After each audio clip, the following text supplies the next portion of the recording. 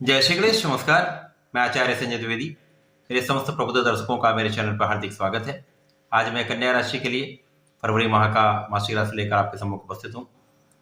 ये मासिक राशिफल आपके चंद्र राशि पर आधारित है। जिन जातकों का कन्या लग्न है उनको वे राशिफल अवश्य देखना चाहिए। फरवरी माह में कन्या राशि के जातकों में क्या स्थिति बन रही है, किस प्रकार के लाभ मिल रहे हैं, कौन सा भाव प्रबल हो रहा है, कहाँ पर आप कितना लाभ ले सकते हैं, कहाँ पर समस्या आ सकती है, उसका क्या निराकरण है, संपूर्ण विश्लेषण मैं पूर्ण तरीके के साथ करने जा रहा हूं। 1 फरवरी को जो ग्रहों की स्थितियां वो इस प्रकार होंगी। द्वितीय भाव में तुला राशि में केतु होंगे, आपके चतुर्थ भाव में स्वयं लग्नेश बुध होंगे, पंचम में सूर्य का गोचर होगा, षष्ठम में शनिदेव के साथ शुक्राचार्य होंगे, सप्तम भाव में गुरुदेव बृहस्पति होंगे, अष्टम भाव में राहु का गोचर होगा, इसी प्रकार से नवम भाव में मंगल होंगे, दसम भाव में चंद्रमा का गोचर प्रारंभिक स्थिति में होगा। इस माह में 7 फरवरी को आपके लग्नेश का राशिश का जो बुध है उनका राशि परिवर्तन आपके पंचम भाव में हो जाएगा।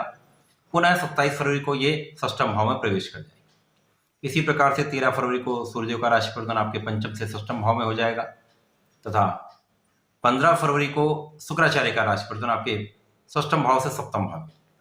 तो ग्रह स्थितियां आपके बहुत अनुकूल दिख रही हैं। प्रारंभिक समय से ही आपकी लग्न अत्यंत बलवान है, चूंकि आपके सुख भाव के तथा आपके सप्तम के स्वामी का सप्तम भाव में होना, केंद्र में होकर हंस नामक राजयोग का निर्माण करना प्रबल स्थिति को दर्शाता है। तो आप बहुत प्रभावशाली भी होंगे, आपका कार्य स्तर बहुत प्रबल होगा, आपके शिक्षा के स्तर बहुत अच्छा होगा, आप बहुत विवेकी भी होंगे, आप बहुत ज्ञानवान भी होंगे, शिक्षा में सफलता लेंगे, कार्यक्षेत्र में सफलता मिलेगी, स्वास्थ्य की समस्याएं कम से कम होंगी। गुरुदेव बृहस्पति जो आपके सुख भाव के स्वामी तथा सप्तम के स्वामी, इनका सप्तम भाव में होना आपके लग्न को देखना निश्चित रूप से आपके सुखों की वृद्धि कराता है, सामर्थ्य में वृद्धि कराता है, आप सुख संपत्ति का अर्जन करते हैं। साथ ही साथ आपके गुरुदेव का प्रभाव आपके चारों केंद्रों से होगा, जिसके कारण लग्न प्रभावी होगी, दसम प्रभावशाली होगा तथा आपका सुख भाव प्रभावशाली होगा, इनमें वृद्धि हो जाएगी। तो दसम भाव में चंद्रमा प्रारंभिक समय होंगे, तो प्रारंभिक समय से ही आप प्रबल रूप से धन का अर्जन करने वाले हैं।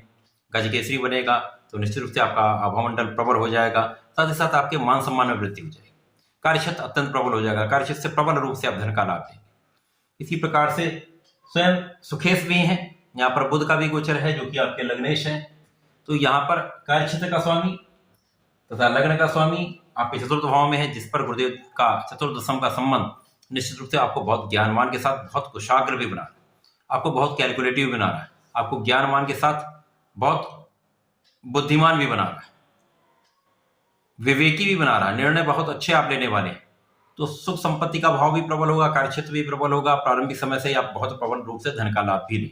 शुक्राचार्य आपके धन भाव के भी स्वामी हैं तथा आपके भाग्य के भी स्वामी। भाग्य से धनेश का गोचर प्रारंभिक स्थिति में आपके षष्ठम भाव में, तो कहीं ना कहीं कुछ निर्बलता अवश्य है।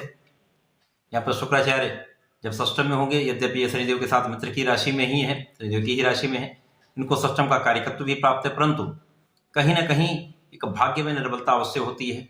आप उतनी मात्रा में धन का अर्जन नहीं कर पाएंगे जितनी आपकी क्षमता है, जितनी आपकी योग्यता है, जितना आप अर्जन कर सकते हैं, परंतु निश्चित रूप से धन में वृद्धि अवश्य होगी, धन का भाग आपका प्रबल अवश्य होगा। इसके पश्चात जो मंगल है, मंगल पराक्रमेश है, पराक्रमेश का भाग्य में होना कहीं ना कहीं ये आपको परिश्रमी तो निश्चित रूप से बनाएगा, आपका परिश्रम बढ़ जाएगा, परिश्रम से आपको लाभ भी मिलेगा। तो भाग्य का कुछ कम साथ मिल रहा है, परंतु आपका परिश्रम बढ़ा हुआ है, आपकी लग्न बलवान है, निश्चित रूप से आप सफल तो होंगे ही, कोई रोक नहीं सकता।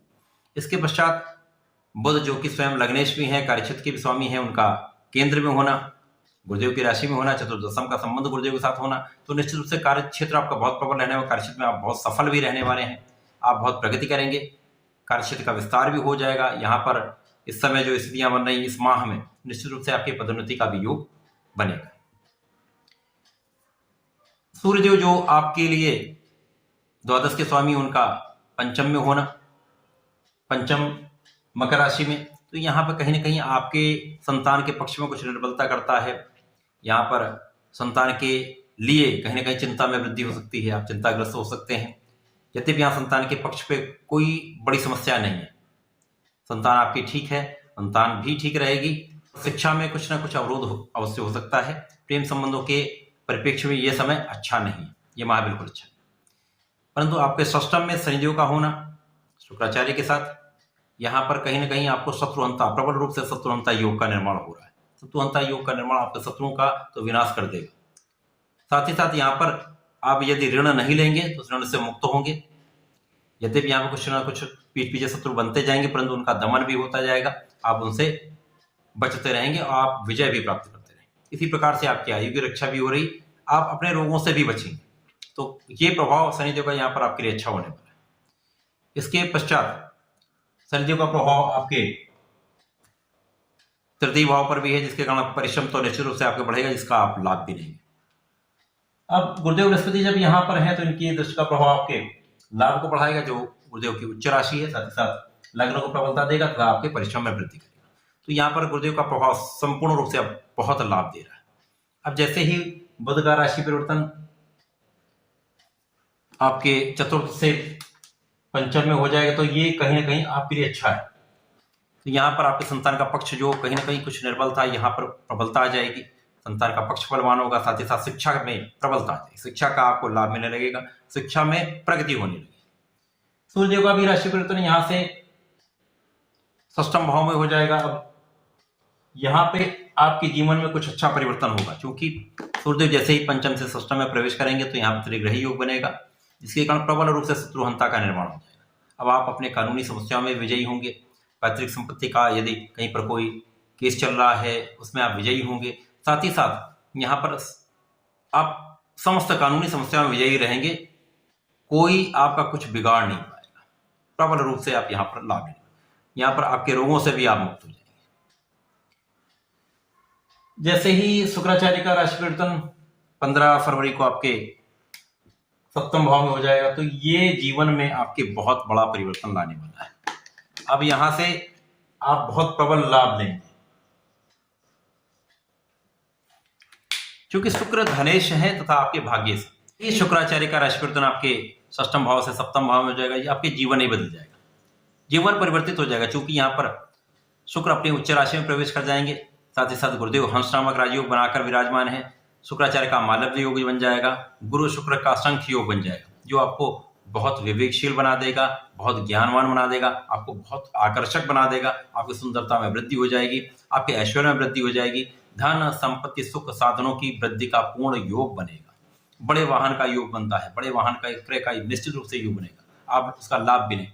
भाग्य पूरी तरह से आपके साथ होगा, जहां पे आप प्रयास करेंगे पूर्ण सफलता आपके पक्ष में होगी, 100% सर्वाधिक श्रेष्ठ समय रहने वाला है, जीवन की समस्त सुखों का अर्जन कराने वाला है, सम सफलता देने वाला है, कार्यक्षेत्र सुख शांति, प्रेम संबंध, जीवन साथी के साथ संबंध, समस्त चीजों में आप प्रगति करेंगे, समस्त चीजों का आपको लाभ भी मिलेगा। इसी प्रकार से जब माह के अंत में बुध का राशि परिवर्तन होगा 27 फरवरी को, एक दिन के लिए होना है, 1-2 दिन का यहाँ पर प्रभाव आएगा, तो यहाँ पर कुछ स्वास्थ्य में निर्बलता आ सकती है, मौसम के कुछ रोग हो सकते हैं, बाकी कहीं कोई इसी प्रकार की कोई समस्या इस माह में नहीं होने वाली। तो प्रबल रूप से धन अर्जन का, सुख संपत्ति का अर्जन का, मान सम्मान की प्राप्ति का समय है, आपको इसका लाभ अवश्य लेना चाहिए। कन्या राशि के जातकों को नियमित रूप से श्री गणपति महाराज के शरण में रहना चाहिए, उनके मंत्रों का जाप करना चाहिए, तथा गणेश स्तोत्रम का यदि पाठ करते रहते हैं तो निश्चित रूप से बहुत प्रगति करेंगे, जीवन के समस्त सुखों का आप लाभ लेने वाले हैं। तो ऐसा करें, इसका लाभ लें। धन्यवाद, नमस्कार।